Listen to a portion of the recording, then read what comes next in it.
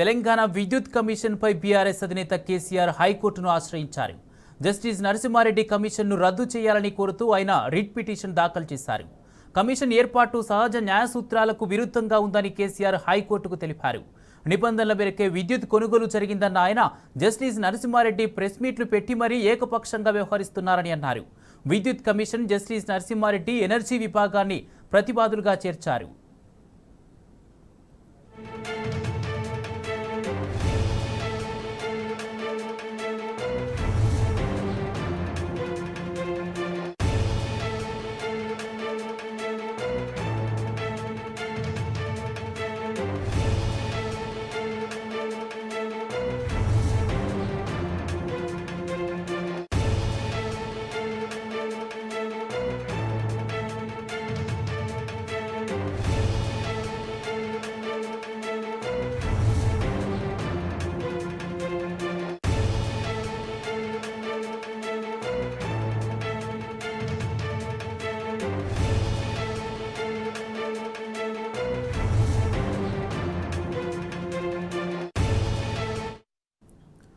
Justice Narasimha Reddy కమిషన్కు ఇప్పటికే BRS అధినేత కేసీఆర్ 12 పేజీల లేఖ రాశారు.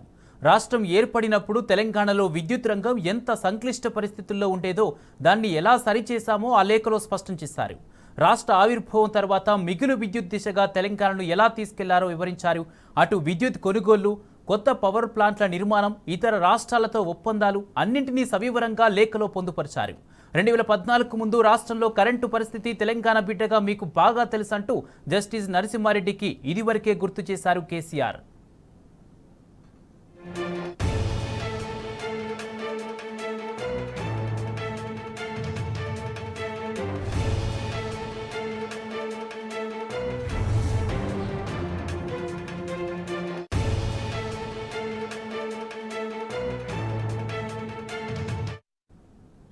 రాజకీయ కక్షతో తనను అప్పటి బీఆర్ఎస్ ప్రభుత్వాన్ని అప్రతిష్ట పాలు చేయడానికే కాంగ్రెస్ ప్రభుత్వం విచారణ కమిషన్ ఏర్పాటు చేసిందని కేసీఆర్ ఇప్పటికే స్పష్టం చేశారు.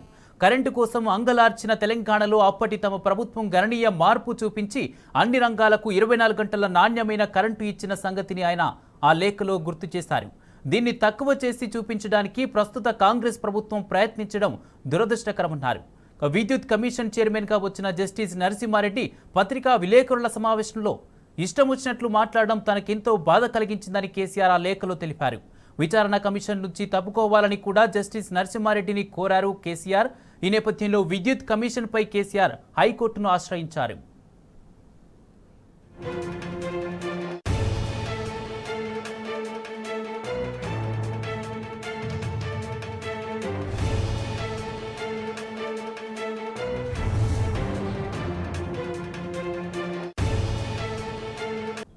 ఇదే అంశానికి సంబంధించి పూర్తి డీటెయిల్స్ మా ప్రతినిధి లివిల్ లైవ్ ద్వారా అందిస్తారు. లివిల్ కుమార్, ఏదైతే రాష్ట్రంలో గత 10 సంవత్సరాల కాలంలో వెలుగులు నింపిన బీఆర్ఎస్ పార్టీ, చీకట్ల నుంచి వెలుగుల దిక్కు తీసుకొచ్చిన బీఆర్ఎస్ పార్టీ, బీఆర్ఎస్ అధినేత కేసీఆర్ను బదనాం చేసేందుకే విద్యుత్ శాఖలో విద్యుత్ కొనుగోళ్లలో అక్రమాలు జరిగాయని చెప్పేసి ఒక కుట్రలో భాగంగా ఆ విద్యుత్ శాఖకు సంబంధించి విచారణ పేరు మీద ఒక కమిషన్ ఏర్పాటు చేశారు. కమిషన్కు జస్టిస్ నరసింహారెడ్డిని నియమించారు. ఈ కమిషన్ ఏర్పాటు చేసిన నాటి నుంచి కూడా ఆ బీఆర్ఎస్ పార్టీని బదనాం చేసేందుకు, బీఆర్ఎస్ అధినేత కేసీఆర్ను బదనాం చేసేందుకే ఈ కమిషన్ వ్యవహరిస్తుందని చెప్పేసి కూడా బీఆర్ఎస్ పార్టీ శ్రేణులంతా కూడా మండిపడ్డాయి. అంతేకాకుండా బీఆర్ఎస్ పార్టీకి సంబంధించి నాడు ఆ బీఆర్ఎస్ ప్రభుత్వంగా ఉన్న 10 సంవత్సరాల్లో కూడా ఎక్కడ కూడా కరెంటు పోకుండా తెలంగాణ రాష్ట్రానికి వెలుగులు ఇచ్చిన బీఆర్ఎస్ పార్టీని, బీఆర్ఎస్ అధినేతను కేసీఆర్ను బదనాం చేస్తున్నారని చెప్పేసి కూడా ఈ కమిషన్పై నమ్మకం ఉంది. కానీ కమిషన్ ఎవరైతే ఉన్నారో చైర్మన్ పైన నమ్మకం లేదని చెప్పేసి కూడా బీఆర్ఎస్ పార్టీ మొదటి నుంచి చెప్తూ వస్తుంది.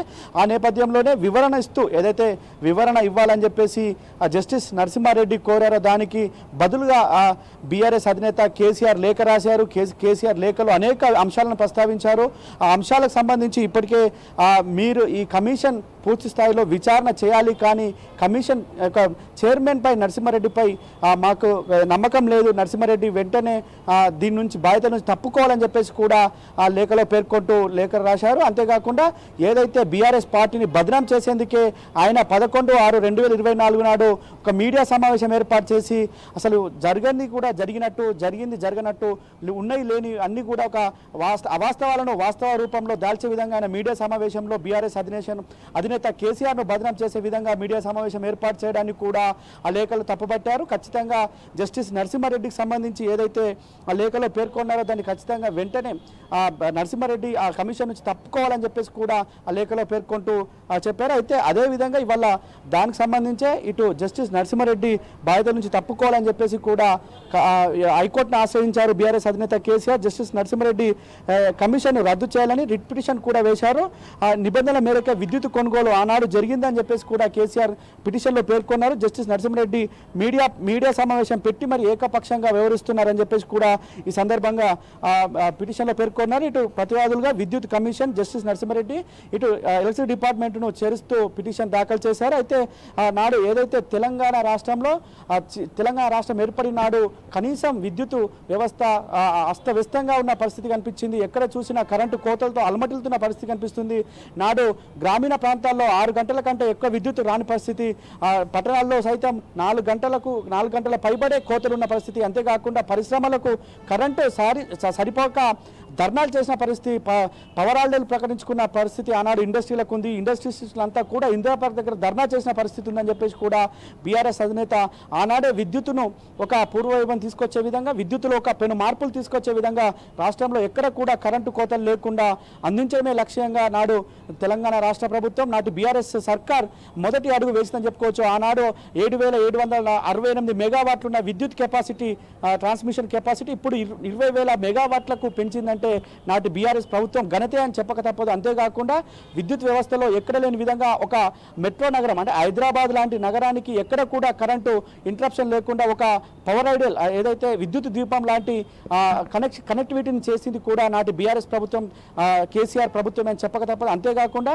నాడు ఒక కరెంటు వస్తే వార్త అయితే వాళ్ళ కరెంటు పోతే వార్త అవుతుంది. నాడు ఎక్కడ చూసినా ట్రాన్స్ఫార్మర్లు కాలిపోయేది, పేలిపోయిన ట్రాన్స్ఫార్మర్లు, కాలిపోయిన మోటార్లతో రైతులంతా కూడా అవస్థలు పడే అలాంటి అన్ని రంగాలకు 24 గంటల పాటు నాణ్యమైన విద్యుత్ సరఫరా చేసి విద్యుత్తును నిరంతరాయం ఇస్తే ఖచ్చితంగా ఇది బదనాం చేసే కుట్రలో భాగంగానే కాంగ్రెస్ బీజేపీ పార్టీలకు చెందిన నాయకులు కేసీఆర్ బదనాం చేసేందుకు ఆనాడు ఆరోపణలు చేశారు. ఆరోపణలకు అనుగుణంగానే జస్టిస్ నరసింహారెడ్డి కమిషన్ను ఏర్పాటు చేశారు. కమిషన్లో భాగంగా కమిషన్ చైర్మన్ సైతం నరసింహారెడ్డి సైతం ఒక ఏదైతే పార్టీలకు సంబంధించిన నేతలు ఏ విధంగా వ్యవహరిస్తారో అదే తీరులా కేసీఆర్ కావచ్చు, బీఆర్ఎస్ పార్టీని ఆనాటి ప్రభుత్వాన్ని బదనాం చేసేందుకు కంకణబద్దులై మాట్లాడిన విషయాలను కూడా ఈ సందర్భంగా లేఖలో పేర్కొని ఆనాడు లేఖనిచ్చారు.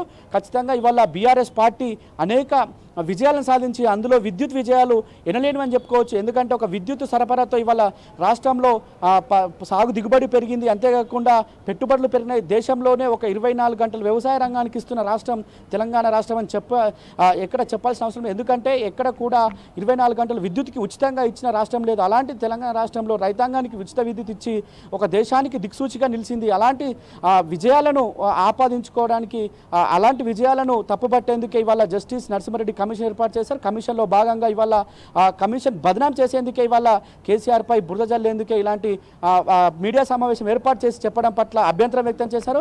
జస్టిస్ కమిషన్ ఏదైతే జస్టిస్ నరసింహారెడ్డి కమిషన్ ఉందో కమిషన్ను పూర్తిగా రద్దు చేయాలి.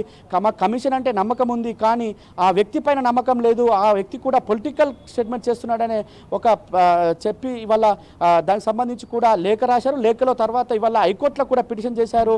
పిటిషన్ దాఖలైంది. ఆ పిటిషన్లో కూడా ఇటు ప్రతివాదులుగా ఇటు విద్యుత్ డిపార్ట్మెంట్ కూడా చేర్చారు, కమిషన్ జరిగింది. ఇప్పటికైనా ఖచ్చితంగా కేసీఆర్ ఏదైతే నాడు 10 సంవత్సరాల్లో తెలంగాణ విజయాలకు, తెలంగాణ ప్రగతికి మొదటి మెట్టు విద్యుత్ వ్యవస్థ అని చెప్పుకోవచ్చు. ఎందుకంటే నాడు ఆ విద్యుత్ లేని సమయంలోనే తెలంగాణ రాష్ట్రంలో కోతలు కనీసం 6 గంటల కరెంటు కూడా పట్టణాల్లో గ్రామాల ప్రాంతాల్లో రాకపోయేది. అలాంటిది 24 గంటలను చేశారు. అంతేకాకుండా ట్రాన్స్మిషన్ ఇటు జెన్కోకు సంబంధించి కూడా ఎప్పటికప్పుడు మానిటరింగ్ చేసి ఇవాళ ఒక 35,000 కోట్ల పైచిలకు 35 లక్షల కోట్లకు సంబంధించి మొత్తం 35,000 కోట్లకు సంబంధించి ఒక ట్రాన్స్మిషన్ వ్యవస్థను రూపొందించారు. ఇవాళ ఐడల్ పవర్ కావచ్చు, ఇటు ట్రాన్స్కో జెన్కోలకు సంబంధించి కావచ్చు, ఇవన్నీ కూడా ఒక పెద్ద ఎత్తున రాష్ట్రంలో నెలకొల్పి వాటి ద్వారా సామాజిక ప్రజలకు ఏ విధంగా అయితే విద్యుత్ అవసరం ఉందో దాన్ని తీర్చేందుకు నాడు బీఆర్ఎస్ పార్టీ కంకణం కట్టుకుంది. అందులో భాగంగానే ఇటు భద్రాద్రి థర్మల్ పవర్ ప్లాంట్ కావచ్చు, ఇటు యాదాద్రి థర్మల్ పవర్ ప్లాంట్ నిర్మాణాలకు సంబంధించి కూడా చేపట్టేందుకు ముందడుగు వేసింది. అందులో భాగంగా భద్రాద్రి థర్మల్ ప్లాంట్ ఇప్పటికే పూర్తయింది, విద్యుత్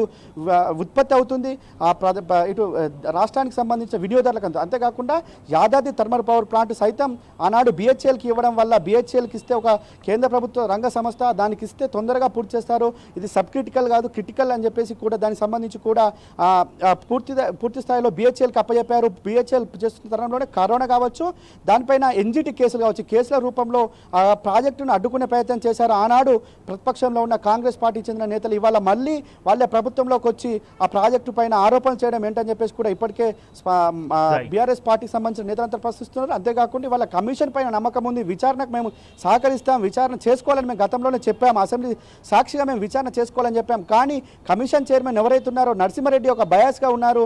ఆయన బీజేపీ కాంగ్రెస్ పార్టీలకు ఏమాత్రం తగ్గకుండా ఆయన మాట్లాడుతున్నారు. కాబట్టి ఆయన వ్యవహార శైలిపైన ఆయనను మాత్రమే కమిషన్ నుంచి పక్కన పెట్టాలని చెప్పేసి మేము పిటిషన్ వేశామని చెప్పేసి కూడా మాజీ విద్యుత్ శాఖ మంత్రి జగదీష్ రెడ్డి సైతం చెప్పారు. జగదీష్ రెడ్డి గతంలో కూడా అనేక మార్లు చెప్పారు, విద్యుత్ శాఖలో గణనీయమైన మార్పులు తీసుకొచ్చిన ఘనత నాటి బీఆర్ఎస్ ప్రభుత్వంది, ఆ బీఆర్ఎస్ అధినేత కేసీఆర్ అని చెప్పారు. అంతేకాకుండా ఇవాళ ట్రాన్స్మిషన్ వ్యవస్థను ఎక్కడ లేని విధంగా రాష్ట్రంలో రూపొందించి ఇవాళ నిరంతరాయంగా విద్యుత్ అందిస్తున్న ఘనత కేసీఆర్. అలాంటి కేసీఆర్ పట్టుకొని వాళ్ళ బదనాం చేసే కుట్రలో భాగంగానే ఇవాళ జస్టిస్ నరసింహారెడ్డి కమిషన్ పనిచేస్తుందని చెప్పేసి కూడా ఆయన చెప్పారు. అంతేకాకుండా లేఖలో కూడా పలు అంశాలను పేర్కొన్నారు. గతంలో 7,768 మెగావాట్ల నుంచి వాళ్ళు 20,000 మెగావాట్ల ట్రాన్స్మిషన్ వ్యవస్థ చేరుకుందంటే దాని అర్థమైందని కూడా చెప్తారు. ఇప్పటికైనా జస్టిస్ నరసింహారెడ్డి కమిషన్ పట్ల మాకు ఏమాత్రం నమ్మకం లేదు, కమిషన్ వెంటనే రద్దు చేసి మేము విచారణకు సహకరిస్తామని చెప్తున్నాం, అభ్యంతరం లేదు, కానీ కమిషన్ చైర్మన్ పైన మాకు నమ్మకం లేదని చెప్పేసి కూడా హైకోర్టులో పిటిషన్ దాఖలు చేశారు. Kumar, right, thank you live-in.